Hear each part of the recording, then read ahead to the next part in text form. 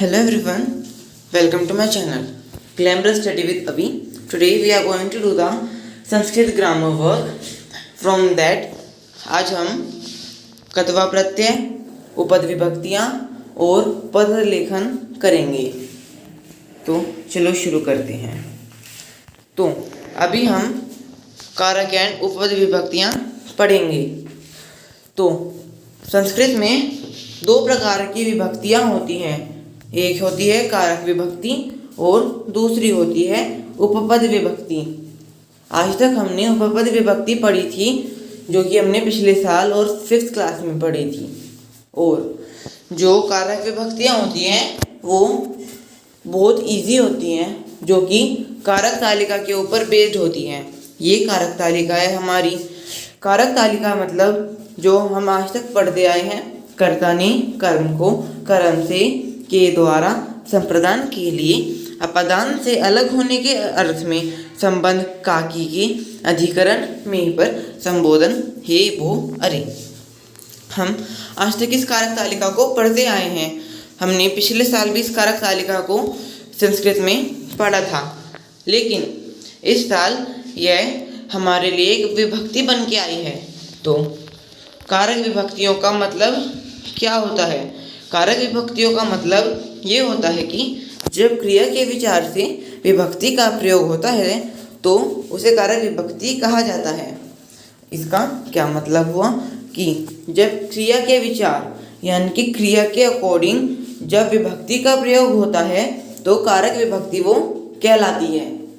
कारक विभक्ति जो होती है उसमें कर्ता कारक, कर्म कारक, करण कारक, संप्रदान कारक, अपदान, संबंध और अधिकरण, इन सब के ऊपर विभक्तियाँ बेस्ड होती हैं। संबोधन कारक के ऊपर विभक्ति नहीं होती। जैसे उपद विभक्ति में द्वितीय से सप्तमी तक होती है, वैसे ही कारक विभक्तियों में भी कर्ता से अधिकरण तक होती है। सबसे पहले हम कर्ता कारक की करेंगे। कर्ता कारक, कार्य करने वाले को कर्ता कहते हैं। यानी कि जिस वाक्य में जो कोई कार्य करता है वो कर्ता होता है। कर्ता मतलब सब्जेक्ट। जैसे सीता पठती, सीता पढ़ती है।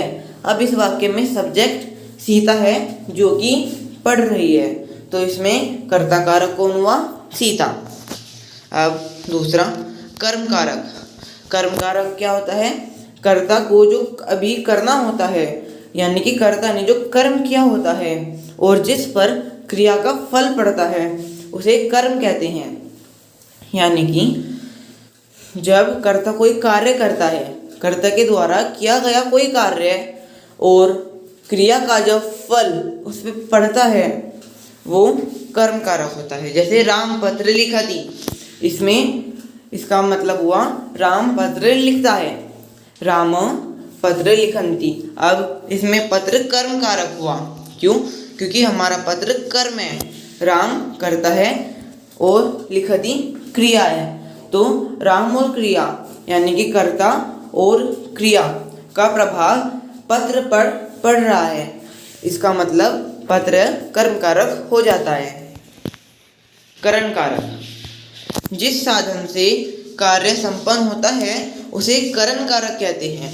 यानी कि वाक्य में को जो ऐसा वर्ड होता है जिससे कार्य कंप्लीट हो जाता है, पूरा हमें एक सेंस मिल जाती है कि वो ये काम है, वहाँ पे करण कारक लगता है। जैसे बालकः कन्दुकेन खेलन्ति, बच्चे फुटबॉल खेल रहे हैं। इसमें अगर बालकः खेलन्ति हो तो हमें ये नहीं पता चलेगा कि ये कौन सा वाक्य, हमें ये कंप्लीट नहीं पता चलेगा कि बच्चे क्या खेल रहे हैं। लेकिन बालका कन्दुकेन खेलन्ति, कन्दुकेन ने यहाँ लगकर ये साफ कर दिया है कि बच्चे फुटबॉल खेल रहे हैं। तो यहाँ पे कन्दुकेन हमारा करण कारक हो गया और इसी से करण कारक का मतलब भी साफ हो जाता है। नंबर 4 संप्रदान कारक। संप्रदान कारक कौन सा कारक होता है? जब कर्ता किसी के लिए कोई काम करता है तो वो संप्रदान कारक होता है। जैसे माता पुत्राय वस्त्राणि आनयन्ति, यानी कि माता अपने पुत्र के लिए वस्त्र लाई। तो इसमें कर्ता माता है हमारी। कर्ता क्या हुई? माता। वस्त्राणि और आनयति, बाकी के वे हुए कि आनयति लाई है क्रिया, वस्त्राणि कर्म और पुत्राय जिसके लिए काम किया गया, पुत्र के लिए कर्ता ने यानी कि माता ने ये काम किया, तो पुत्राय हमारा संप्रदान कारक हो गया, क्योंकि इस वाक्य में साफ हो रहा है कि ये काम माता ने अपने पुत्र के लिए किया, तो इसलिए यहाँ पे पुत्राय संप्रदान कारक के रूप में इस्तेमाल हुआ है। नंबर 5 अपादान कारक। अपादान कारक क्या होता है? जब किसी वस्तु की किसी अन्य वस्तु या स्थान से जुदाई पाई जाती है तो उसे अपादान कारक कहती है। यानी कि जब कोई चीज़ किसी चीज़ से अलग होती है तो उसे अपादान कारक कहते हैं। जैसे वृक्षात् पत्राणि पतन्ति, पेड़ों से पत्ते झड़ रहे हैं। इसमें पेड़ों से क्या अलग हो रहे हैं? पत्ते। और किसी वस्तु की किसी चीज़ से जुदाई का हमें यहाँ पे पता चल रहा है कि पेड़ से पत्ते अलग हो रहे हैं।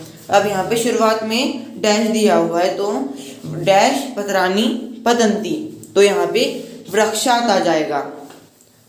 ये जो कारक विभक्तियाँ होती हैं इनमें रूप के अकॉर्डिंग, राम बालक इन दोनों रूपों के अकॉर्डिंग, जैसे यहाँ पे पंचमी विभक्ति थी तो यहाँ पे पंचमी विभक्ति का वृक्षात् है, यहाँ पे चतुर्थी विभक्ति थी तो यहाँ पे पुत्राय, यहाँ पे तृतीय विभक्ति के अकॉर्डिंग केन, तो इसी तरह इनमें भी विभक्तियों के अकॉर्डिंग ही वर्ड्स लगते हैं।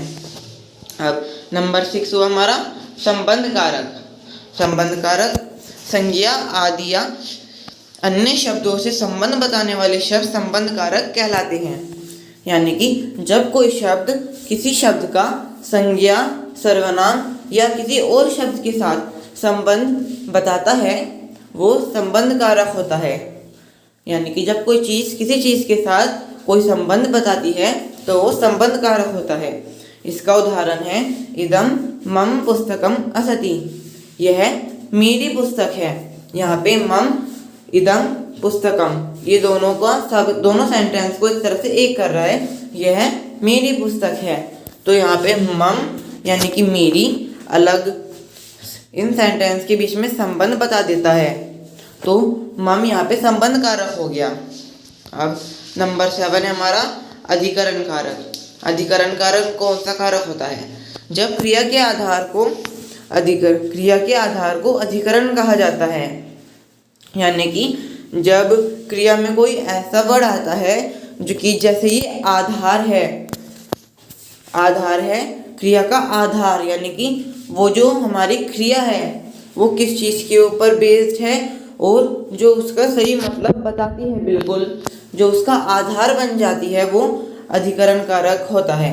जैसे छात्राः विद्यालये पठन्ति, बच्चे विद्यालय में पढ़ते हैं। बच्चे पढ़ते हैं, पढ़ते क्रिया हो गई, लेकिन विद्यालय उस क्रिया का आधार हो गया कि अगर विद्यालय नहीं होता तो ये क्रिया नहीं होती। तो यहाँ पे विद्यालय क्रिया का आधार हो गया, उसकी नींव हो गई। तो यहाँ पे हमारा कारक विभक्ति कंप्लीट होता है। अब हम स्टार्ट करते हैं अपनी उपपद विभक्ति। उपपद विभक्ति शब्दों के अकॉर्डिंग लगती है, लेकिन उनमें द्वितीय विभक्ति में द्वितीय विभक्ति के शब्द लगते हैं, तृतीय विभक्ति में तृतीय विभक्ति के शब्द लगते हैं। तो अब हम संस्कृत में कुछ विना से आदि अव्यय शब्द हैं, उनके साथ निश्चित विभक्ति का प्रयोग होता है। जब इस प्रकार के शब्दों के आधार पर विभक्ति लगाई जाती है तो उसे उपपद विभक्ति कहते हैं। यानी कि संस्कृत में जो शब्द है जैसे कि विना, से और आदि शब्द जैसे कोई अव्यय शब्द हैं, उनके साथ जब निश्चित विभक्ति का प्रयोग होता है तब इस प्रकार के शब्दों के आधार पर विभक्ति लगाई जाती है तो उन्हें उपपद विभक्ति कहते हैं। यानी कि जो शब्दों के आधार पर, इन शब्दों के आधार पर जो विभक्ति लगाई जाती है उन्हें उपपद विभक्ति कहते हैं। तो यहाँ पे हमारी नंबर 1 है द्वितीय विभक्ति। द्वितीय विभक्ति किन शब्दों के साथ लगती है? जैसे कि प्रति, परित, उभयत, विना, अभित, समया, निक्षा, दिक्, ऐसे शब्दों के योग में द्वितीय विभक्ति का प्रयोग होता है। यहाँ पे 6 शब्द यहाँ पे बताए हुए हैं। प्रति, प्रति का अर्थ हुआ की ओर, तो यहाँ पे वृद्ध उद्यान प्रति गच्छति, एक बूढ़ा आदमी उद्यान की ओर जा रहा है। तो यहाँ पे उद्यानम, जो जैसे रामम द्वितीय विभक्ति का होता है, ऐसे ही यहाँ पे उद्यानम द्वितीय विभक्ति का हमारा वर्ड हो गया। वृद्ध डैश प्रति गच्छति, प्रति के साथ हमें उद्यानम लगा दिया। अब उभयत या अभित यानी कि दोनों ओर, उभयत का मतलब और अभित का मतलब दोनों ओर होता है। जैसे कि नगरम उभयत वृक्षा सनति, यहाँ पे नगरम हमारी द्वितीया की उपद विभक्ति है, जिसका अर्थ हुआ कि नगर के दोनों ओर पेड़ हैं। नगर के दोनों ओर क्या है? पेड़ हैं। नंबर 3 परित, परित यानी कि चारों ओर।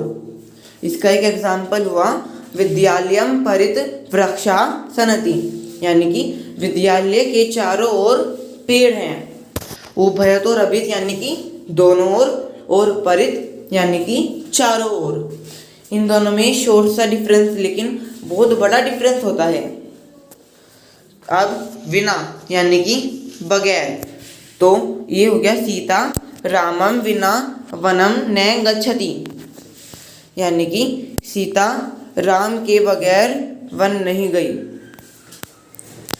सो सीता रामम विनम वनम न गच्छति। अब यहाँ पे जो है सीता रामम, यहाँ पे रामम हमारी द्वितीय विभक्ति हो गई जो विना के साथ लगी। अब नंबर 5 धिक यानी कि निंदा करना, तो इसका एग्जाम्पल हो गया मूर्ख या मूर्खम दिक्खम, यानी कि मूर्ख लोगों की हमेशा निंदा होती है।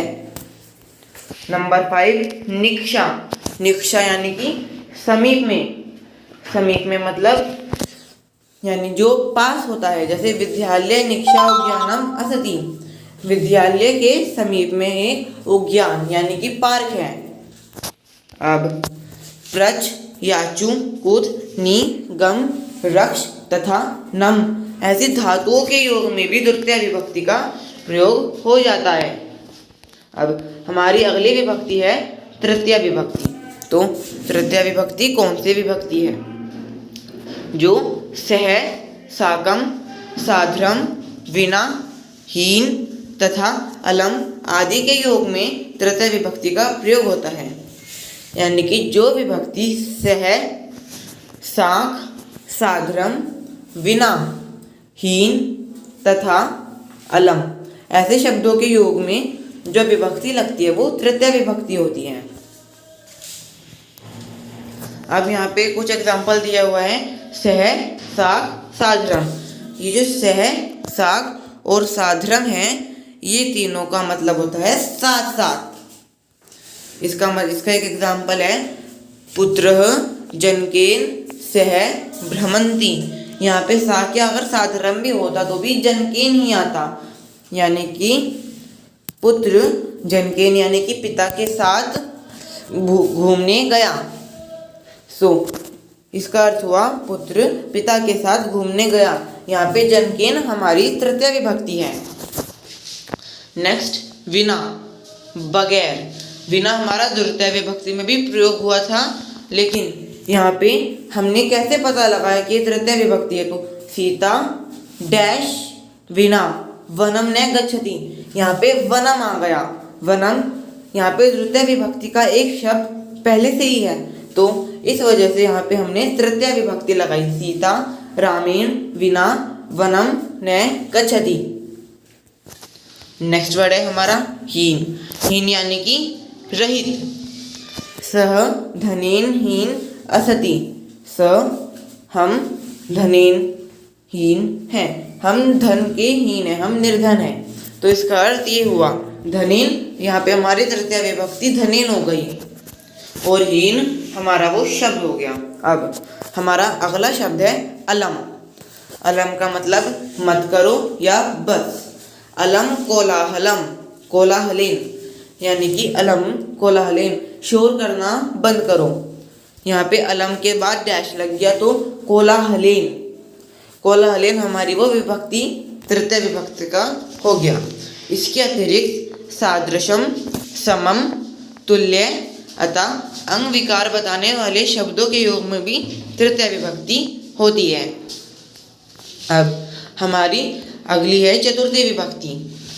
नमः, स्वस्ति, स्वाहा, अलम, रुच तथा कृत के योग में चतुर्थी विभक्ति का प्रयोग होता है। अब हमारी नंबर 1 है नमः। नमः मतलब नमस्कार। नमस्कार, नमः शिवाय।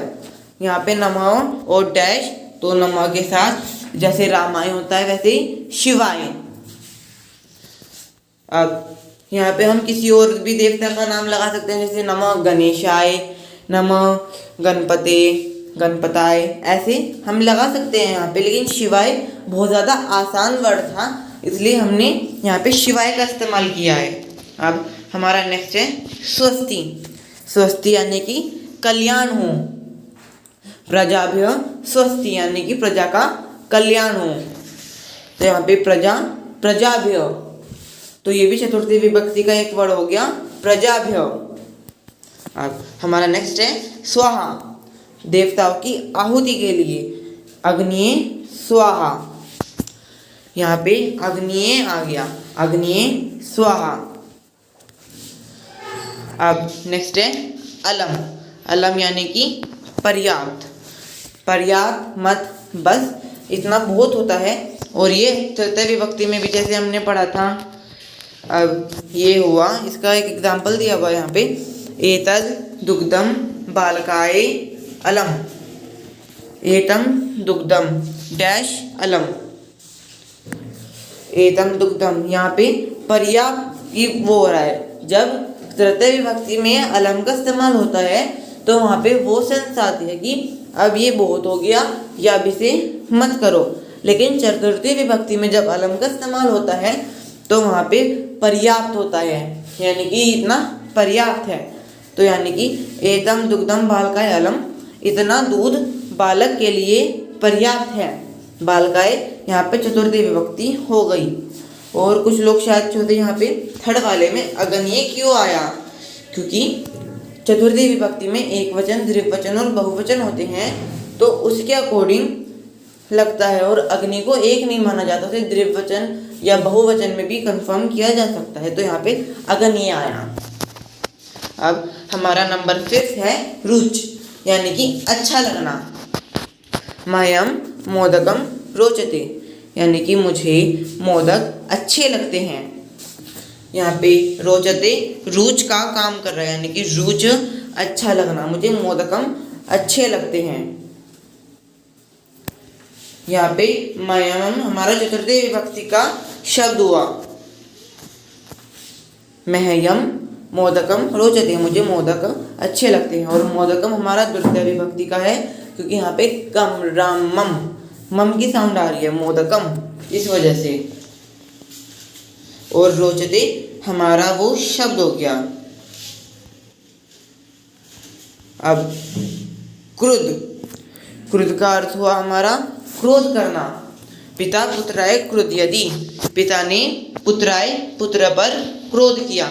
यहाँ पे पुत्राय हमारा चतुर्थी विभक्ति का वो शब्द हो गया। अब इसके अतिरिक्त स्प्रह तथा स्वधा में भी चतुर्थी विभक्ति होती है, यानी कि इसके अलावा जो स्पृहद और स्वधा में भी चतुर्थी विभक्ति होती है। अब हमारी नेक्स्ट विभक्ति है पंचमी विभक्ति। पंचमी विभक्ति किस शब्दों के योग में इस्तेमाल होती है, जैसे रते, बहि, अंतरम, पूर्वम, प्रभति, प्र प्लस भू और भी के योग में पंचमी विभक्ति लगती है। अब रते यानी कि बिना। रते का एक मतलब बिना होता है, विद्याया रते ने ज्ञानम, विद्या के बिना ज्ञान नहीं है। तो विद्याया यहाँ पे हमारा वो पंचमी विभक्ति का शब्द हो गया है, विद्याया, विद्या यह। तो ये विद्या के बिना ज्ञान नहीं संभव है, विद्या के बिना ज्ञान नहीं है। तो ये हमारा ये सेंटेंस हो गया। और हृदय हमें साफ पता चल रहा है कि ये पंचमी विभक्ति लगेगी। बही यानी कि बाहर, का छात्र कक्षाया बहि तिष्ठति, छात्र को कक्षा के बाहर खड़े होने की सजा दी गई। यानी कि कक्षाया, कक्षा के बाहर, कक्षा हो गई हमारी पंचमी विभक्ति, और बही बाहर यानी कि वो हमारा शब्द हो गया। तो ये कक्षाया हमारा पंचमी विभक्ति हो गई। अब अंतरम यानी कि के बाद, सायंकालात् अंतरम अंधकारम भवति, शाम के बाद अंधकार हो जाता है। तो यहाँ पे अंतरम, सायंकालात्, सायंकालात् हमारा पंचमी विभक्ति का शब्द है। अब पूर्वम, पूर्वम यानी कि पूर्व दिशा, नगरात् पूर्वम नदी बहती, यानी कि नगर के पूर्व में नदी बहती है। पूर्व दिशा यानी कि ईस्ट, नगर के पूर्व में नदी बहती है। और यहाँ पे नगरात् शब्द हो गया हमारा, नगरात् हमारा पंचमी विभक्ति का शब्द हो गया। इसमें भी एक वचन, द्विवचन और बहुवचन के अकॉर्डिंग शब्द लगे हैं हमारे। अब हमारा अगला वर्ड है प्रभृति, यानी कि से लेकर, स शैशवाद प्रभृति चतुर, यानी कि यहाँ पे शैशवाद, स शैशवाद प्रभृति चतुर्वर्ग, यहाँ पे बच्चों से लेकर, यहाँ पे हम से लेकर बच्चे तक चतुर हैं। यानी कि सहज, सहज, शैशवाद प्रभृति चतुर, हमसे लेकर बच्चे भी चतुर हैं। तो यहाँ पे शैशवाद हमारा पंचमी विभक्ति का वो शब्द हो गया। अब प्रप्लवभू यानी कि पैदा होना, गंगा हिमालयात् प्रभवती, यहाँ पे प्रभवती हमारा प्लवभू यानी कि गंगा हिमालय से प्रभावित होती, यानी कि बहती है वहाँ से। तो हिमालयात् यहाँ पे हमारा पंचमी विभक्ति का शब्द है। भी का अर्थ होता है डरना, बालः सिंहात् विभेति, यहाँ पे विभेति भी है, विभेति यहाँ पे इस वाली भी का काम कर रहा है। तो यानी कि बालक को सिंह से डर लगता है, तो सिंहात यहाँ पे हमारा वो पंचमी विभक्ति का शब्द हो गया। अब हमारी नेक्स्ट विभक्ति है षष्ठी विभक्ति। षष्ठी विभक्ति किस शब्दों के साथ इस्तेमाल होती है? जैसे कि निर्धारण में ऊपरी, अध, पृष्ठ, पुरत, पश्चात, इन शब्दों के योग में षष्ठी विभक्ति लगती है। अब सबसे पहला वर्ड है हमारा निर्धारण में। निर्धारण में यानी कि राम बाल का नाम श्रेष्ठ, यहाँ पे निर्धारण, यहाँ पे निर्धारण आ रहा है कि राम बाल का नाम श्रेष्ठ, राम सभी बालकों में श्रेष्ठ है। यहाँ पे बाल का नाम हमारा षष्ठी विभक्ति का वो शब्द हो गया निर्धारण, यानी कि हमने निर्धारण यानी कि निश्चित डिसाइड कर लिया कि जो राम है वो सभी में श्रेष्ठ है, और राम डैश श्रेष्ठ, हमें ये सेंस भी आ रही है कि यहाँ पे निर्धारण हो गया कि राम बालकों में श्रेष्ठ है। अगर इसमें और कुछ क्वेरी रह गई हो तो आप मुझे बता सकते हैं, लेकिन मैं एक बार इसे और बता देता हूँ कि निर्धारण में मतलब डिसाइड कर लेना, निश्चित कर लेना, राम बाल का नाम श्रेष्ठ, राम बालकों में श्रेष्ठ है, ये यहाँ पे निर्धारण हो गया, हमें इसकी सेंस आ रही है। अब नेक्स्ट नंबर 2 ऊपरी। ऊपरी यानी कि ऊपर, पुस्तकम पलटस्य उपरि अस्ति, यानी कि पुस्तक ऊपर रखी है, पुस्तकों का जो बंडल है वो ऊपर रखा है, बुक्स का बंडल। पलटस्य हमारा यहाँ पे षष्ठी विभक्ति का बहुवचन जो होता है वो हो गया, पुस्तकम पलटस्य उपरि अस्ति, पुस्तकों का जो बंडल है वो ऊपर रखा है। तो यहाँ पे पलटस्य हमारा षष्ठी विभक्ति का वो शब्द हो गया। अब अध, अध यानी कि नीचे, भूमि अध जलम असति, यानी कि जमीन के नीचे जल है, जलम यहाँ पे हमारा षष्ठी विभक्ति का वो शब्द हो गया। अध का, अध के साथ जलम आ गया, यानी कि के नीचे, भूमि के नीचे जल है। अब पृष्ठ यानी कि पीछे से, पृष्ठ का मतलब क्या हुआ, पीछे से। यानी इसका एक एग्जाम्पल है तस्य तस्य पुत्रम गृहस्य पृष्ठ अधावत, यानी कि तस्य तुम्हारा पुत्र घर के पीछे से आया, अधावत या कूदा ऐसे कह सकते हैं हम। तो तस्य गृहस्य, ये दोष गृहस्य, ये यहाँ पे गृहस्य षष्ठी विभक्ति का हमारा शब्द है। क्या, गृहस्य। तस्य पुत्र डैश पृष्ठ अधावत, यहाँ पे गृहस्य हमारा षष्ठी विभक्ति का शब्द हो गया। अब पुरत, पुरत यानी कि सामने से। मम पुरत माँ तिष्ठ, मेरे सामने माँ ने मुझे पनिशमेंट दी। मम पुरत माँ तिष्ठ, मेरे सामने तुम्हारी माँ ने मुझे, तुम्हारी माँ ने तुम्हें पनिशमेंट दी, यानी कि डांटा। यहाँ पे मम हमारा षष्ठी विभक्ति का शब्द हो गया डैश पुरत, तो यहाँ पे मम आ गया।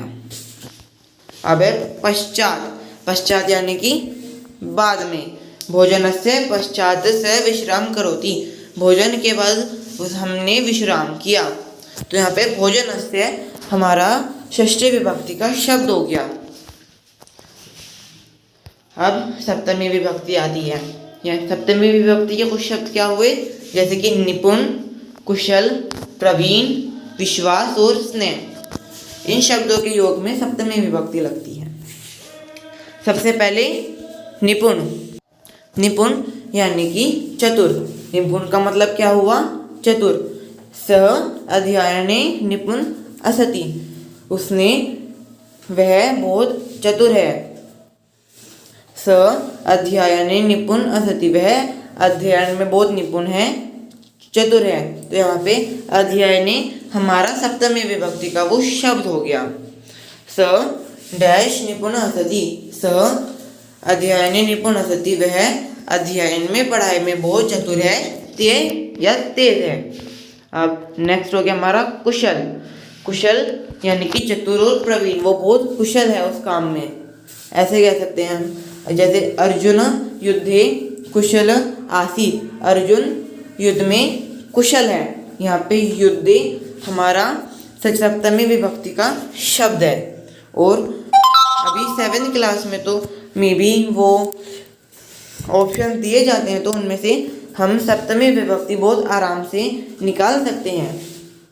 अब हमारा नेक्स्ट वर्ड है प्रवीण, यानी कि होशियार। होशियार, रमेश वीणा वादने प्रवीण, रमेश वीणा वादन यानी कि वीणा बजाने में बहुत अच्छा है। वीणा वादने यहाँ पे हमारा सप्तमी विभक्ति का वो शब्द है, यानी कि वीणा बजाने में कुशल है, अच्छा है।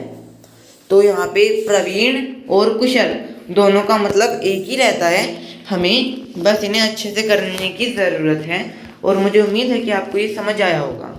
अब वि प्लस श्वस यानी कि विश्वास करना। गुरु शिष्य विश्वसति, यानी कि शिष्य गुरु पर विश्वास करता है। अब गुरु शिष्य विश्वसति, शिष्य यहाँ पे हमारा वो सप्तमी विभक्ति का शब्द है, यानी कि शिष्य गुरु पर विश्वास करता है। विश्वसति यहाँ पे हमारा वो शब्द है जिसका अर्थ होता है विश्वास करना। यहाँ पे भी प्लस त्वद विश्वसति के लिए इस्तेमाल हुआ है। अब स्नेह यानी कि स्नेह करना। पुत्रे स्नेहयति माता, यानी कि पुत्र को माता स्नेह करती है। यहाँ पे स्नेहयति वो शब्द है जिसका अर्थ हुआ स्नेह करना, और पुत्रे हमारी सप्तमी विभक्ति हुई। अब हम अपने कत्वा प्रत्यय और पत्र लेखन को दूसरी वीडियो में मैं आपको बता दूंगा, और इसकी एक शॉर्ट सी समरी भी मैं आपको बताने की कोशिश करूंगा। Thank you.